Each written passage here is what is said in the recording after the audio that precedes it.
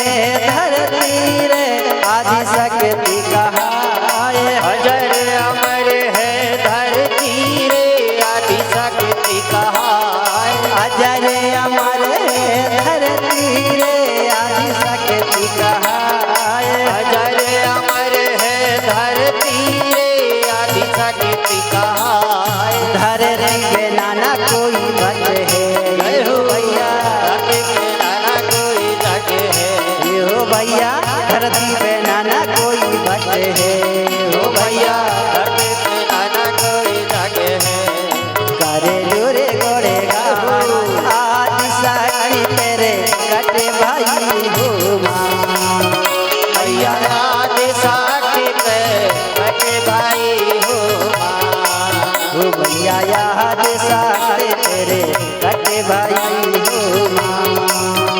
भैया आदि शक्ति पे कटे भाई हो माँ। हो भैया याद शक्ति तेरे कटे भाई हो माँ। भैया आदि शक्ति पे कटे भाई हो माँ। भैया याद शक्ति तेरे कटे भाई हो माँ। भैया याद शक्ति तेरे कटे भाई हो माँ। भैया याद शक्ति तेरे कटे भाई हो माँ। बोले धरते दाइना सेवा सेवा फेरो दाइना। सेवा सेवा। तो इस प्रकार धरती दाई को ही हम आदि शक्ति के रूप में पूजा करते थे। अब पहले पूजते थे धरती दाई को आदि शक्ति के रूप में, अब दूसरी आदि शक्ति के हमारे लोग पूजा कर रहे हैं ना। मैं नाम नहीं ले रहा हूँ, सभी को पता है कौन सी आदि शक्ति को पूजा कर रहे हैं आप लोग। असली को छोड़ दिए हैं और नकली को पकड़ रहे हैं। अरे असली और नकली की पहचान तो जानवर भी कर लेता है, लेकिन हम इंसान होते हुए भी असली नकली की पहचान नहीं कर पा रहे हैं, है कि नहीं? सही बात। ये संसार सागर में जितने भी जीव प्राणी है, 84 लाख जीव जंतु में सबसे ज्यादा अगर बुद्धिजीवी है तो मानव है, इंसान है। इतना बुद्धिजीवी होने के बाद भी अच्छाई और बुराई का ज्ञान नहीं है, असली और नकली की पहचान नहीं कर पा रहा। ठीक है ना? इसलिए हमारे लोग कहते थे कि जिस समाज को दोस्त और दुश्मन की पहचान नहीं होती, असली और नकली की पहचान नहीं होती, अच्छाई और बुराई का ज्ञान नहीं होता, वही समाज हीन और कमजोर होता है। आज हमारे समाज को अच्छाई और बुराई का ज्ञान नहीं है। अच्छाई और बुराई का ज्ञान जानवर का भी है। बताओ, अगर आप एक बिल्ली के सामने एक कटोरी में दूध रख दोगे और एक कटोरी में शराब रख दोगे, दारू रख दोगे, और बिल्ली को कहो पी, तो बिल्ली क्या पिएगी बताना? वो शराब को पिएगी कि दूध को पिएगी बिल्ली? बोलिए, शराब को पिएगी क्या? अच्छा, शराब वाले हाथ ऊंचा करना। अच्छा, दूध वाले? तो बिल्ली क्या पिएगी? दूध पिएगी, क्योंकि वो जानती है कि पीने वाली चीज क्या है ना? अच्छा, उसी दोनों कटोरों को उठा करके आदमी के पास रख दो सामने में। अब आदमी को कहो कि इनमें से कौन सी चीज पिएगा, तो वो क्या पिएगा? आदमी दूध पिएगा क्या? शराब पिएगा। सबसे पहले शराब पिएगा, भले बाद में दूध को भी पी जाए, लेकिन पहला किसको पिएगा? वो शराब को, दारू को पिएगा। बताओ, ये हाल है समाज में। अगर यही हाल रहा तो हमारा समाज का उन्नति विकास नहीं हो सकता। इसलिए मेरे भाई, हमको अच्छाई और बुराई का ज्ञान है। जान सब रहे हैं कि शराब पीना हानिकारक है, तंबाकू खाने से कैंसर होता है, लेकिन मान नहीं रहा। जान तो सब रहे हैं, जान रहे हैं सब। ये हमारा सगा समाज है, ज्ञानवान समाज है, बुद्धिमान समाज है। अरे हवा के दिशा को देख करके हमारे पुरख के लोग बता देते हैं, सारे लोग, कि अब पानी आने वाला है, बारिश का समय आने वाला है, चलो खेती किसानी काम चालू कर दो। इतना ज्ञानवान समाज। हवा के दिशा को देख करके बता देता है। अरे बोले नहीं, अब पानी जाने वाली है, अब तो बोले ठंडी का समय आने वाला है। इतना ज्ञानवान समाज होकर भी अनजान बन रहा है, जानते हुए भी गलत कर रहा है। ज्ञान तो है लेकिन विवेक नहीं है। ये विवेक ना होने के कारण हमारा समाज हीन और कमजोर हो रहा है। इसलिए ज्ञान के साथ साथ हमें विवेक की भी आवश्यकता है। तो मेरे भाई, अगर हमारे समाज को उन्नति और विकास की ओर ले जाना है तो हमें इन चीजों का परहेज करना पड़ेगा। तो आगे क्या होगा? तो मैं बता रहा था कि ये जो धरती दाई है, इसी धरती दाई को हम आदि शक्ति के रूप में पूजा करते थे, सुमरन ध्यान करते थे और आज भी करते हैं। खेती किसानी का काम करते हैं तो सबसे पहले धरती का सुमरन करते हैं। अगर नया मकान बनाते हैं, छावर देते हैं, नया मकान बनाते हैं, तो जब नया मकान बनाया जाता है तो वहां भी पूजा किसकी होती है? सबसे पहले वहां भी धरती दाई की पूजा होती है। विवाह संस्कार में माटी लाया जाता है, मिट्टी लाया जाता है, तब भी धरती का सुमरन होता है। इस प्रकार ये धरती दाई को आदि शक्ति कहा गया, इसलिए आदि शक्ति की सर्वप्रथम पूजा होती है। यही हमारी ओरिजिनल आदि शक्ति है मेरे भाई। इसी आदि शक्ति के गोद में बरन बरन के जीव जंतु का जन्म होता है, पेड़ पौधों का जन्म होता है, वनस्पतियों का जन्म होता है। ठीक है ना? अब आगे हुआ क्या? अब आदि रावण सुकमा पेरी पहुंच गए श्री श्रृंगार देव। अब आदि रावण सुकमा पेरी कहने लगे, अरे चलो बोले हमने श्री श्रृंगार देव का खोज कर लिया, माता पिता को भी जाकर के इस बात की सूचना मिलना चाहिए। लेकिन मेरे भाई बहुत दिन हो गए थे, ये जो बहुत दिन तक ये जो जल भरा हुआ था धरती के ऊपर, ये बहुत दिनों तक बह रहा था, कई दिनों तक बहते रहा। इसलिए वो आदि रावण सुकमा पेरी कौवा से कहने लगे, कौवा बोले चारों तरफ अभी जल ही जल भरा हुआ है, एक काम करो बोले तुम आकाश मार्ग से उड़ सकते हो, इसलिए तुम अपने गले में भोजन बांध लो अपने माता पिता के लिए और आकाश मार्ग से उड़ते हुए वही अमरकोट के टीला जाना और हमारे माता पिता को भोजन देना और उनको सूचना दे देना कि पिताजी हमने श्री श्रृंगार देव की खोज कर लिया है। मेरे भाई, कौआ कहने लगा ठीक है। कौआ ने अपने गले में भोजन बांधा और आकाश मार्ग से उड़ते उड़ते पहुंच गया अमरकोट का टीला, जिसको आज अमरकंटक कहते हैं।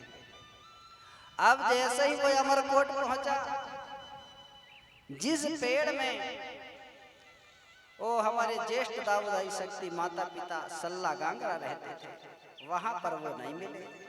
अब सुबह का गया था कौआ, देखते देखते दोपहर हो गया, माता पिता का कहीं पता नहीं चला।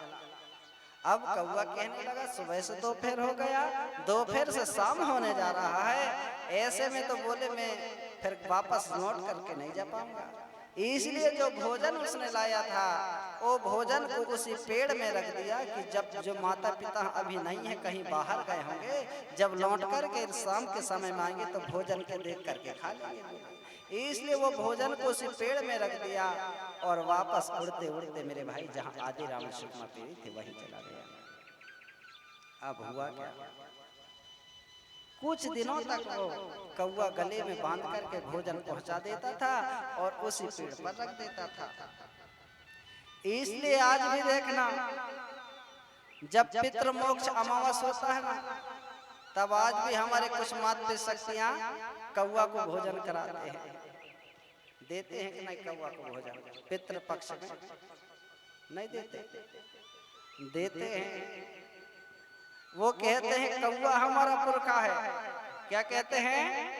कौआ हमारा पुरखा है करके वो कौआ का भोजन देते हैं पितृ मोक्ष अमावस में, जबकि कौआ हमारा पुरखा नहीं है।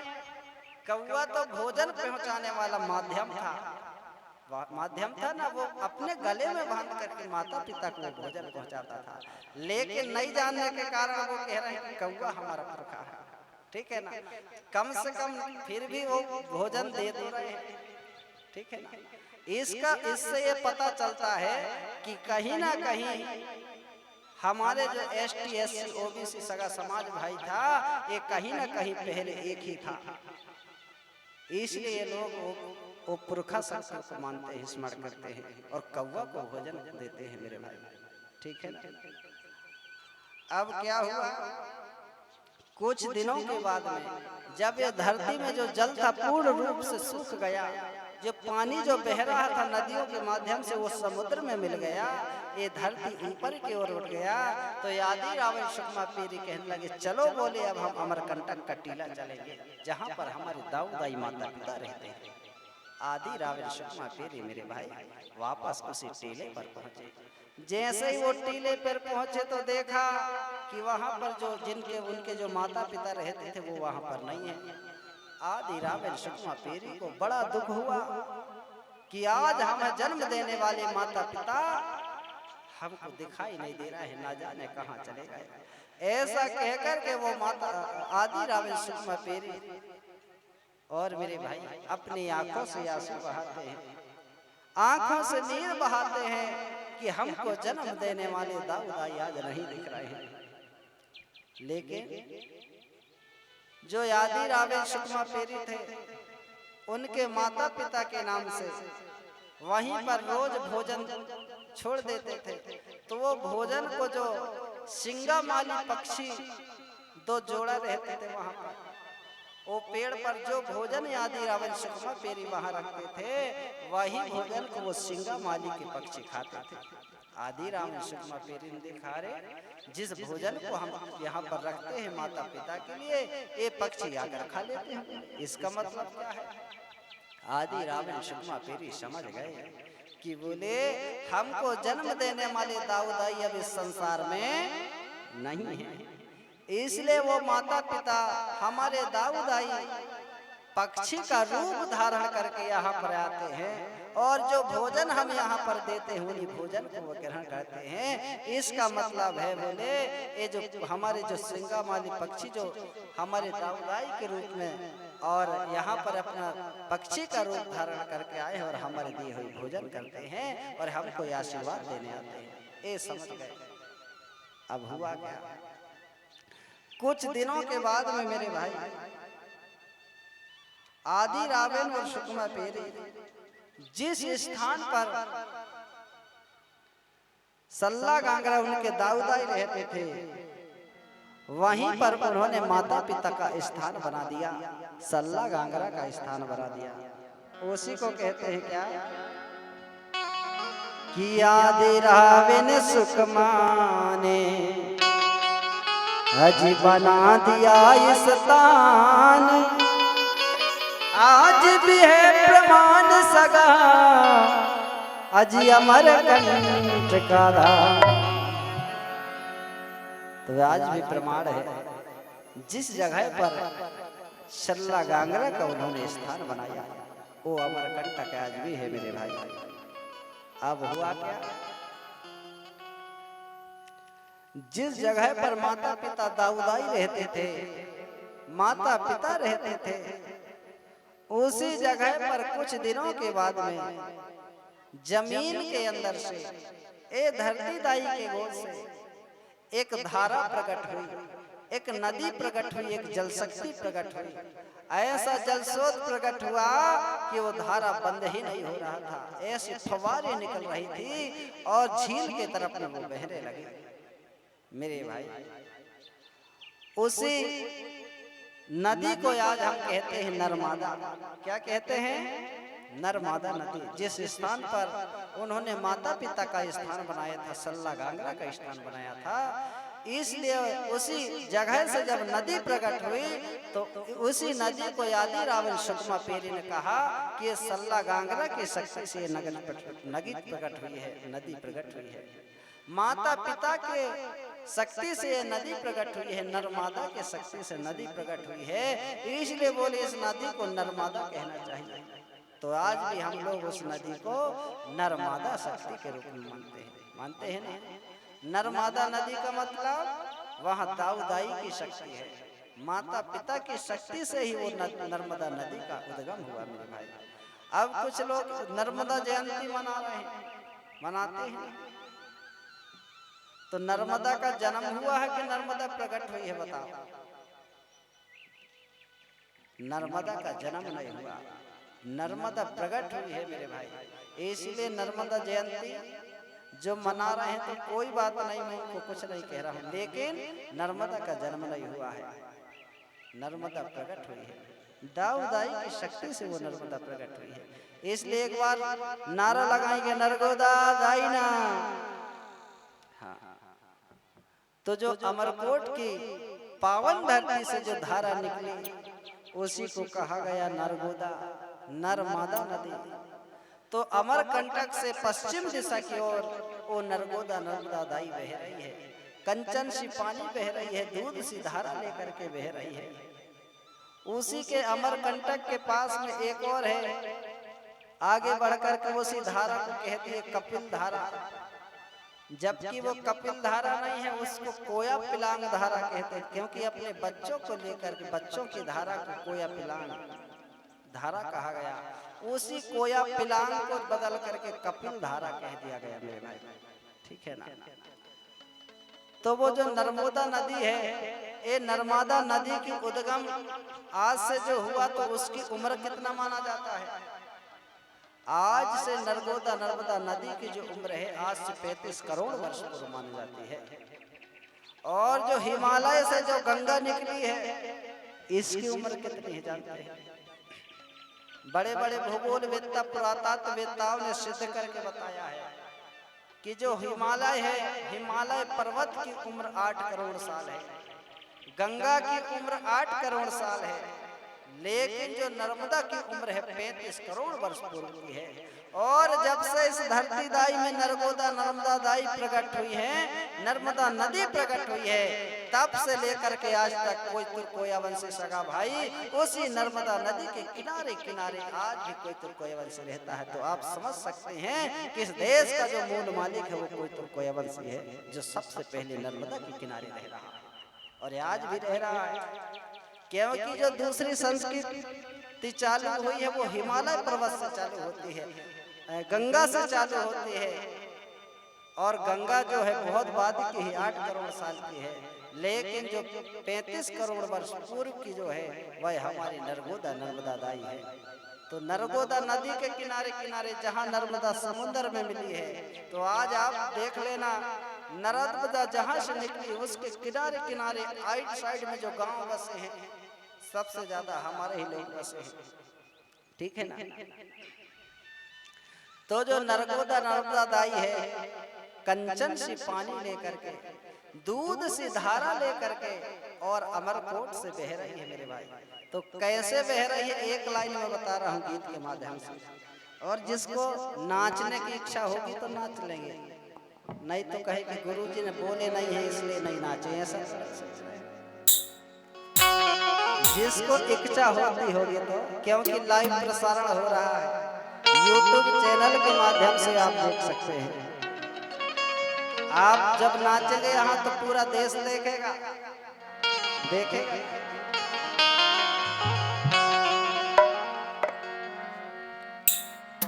बोले नर्मदा दाई ना शिवा शिवा।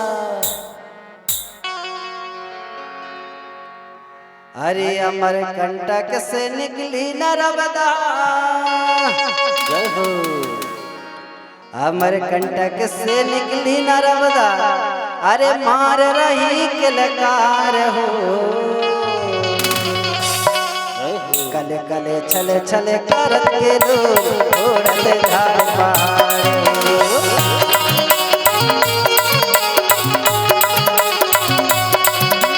कल कल कल छल करत के लोग उड़त धार पहाड़, कल कल करत के लोग उड़त धार पहाड़, चल चल चल चल करत के लोग उड़त धार पहाड़, कल कल कल कल करत के लोग उड़त धार पहाड़, अमरकंटक से